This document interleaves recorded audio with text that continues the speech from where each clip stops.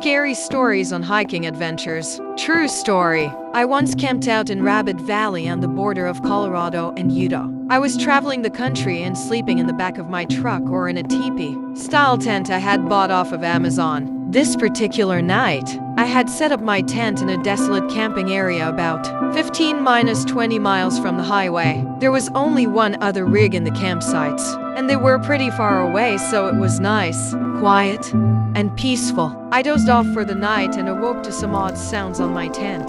It sounded like someone was dragging their fingers up and down the nylon walking around the tent. I sat completely still and just listened to the whirring of something dragging on the nylon without making a move. About 10 minutes or so go by felt like an eternity and the sound stopped. I laid in my cot and listened for another 15 minutes or so, when all of a sudden my tent capsizes and falls down over myself and my cot. A small center support had angled the tent at 45-degree angle, so I could still access the opening. I ripped the zipper open and ran for my truck, crawled into the back, locked the topper from the inside, and grabbed my firearm. I laid awake for the rest of the night until the sunrise so I could go retrieve my tent or a cook stove or a cot from the campsite. I arrived at the campsite to inspect the area to see if I was just on the road too long and paranoid, or an intruder or guest had come to visit in the wee hours of the night. Around my tent in the desert dirt snow were shoe prints, making a steady circle around the tent.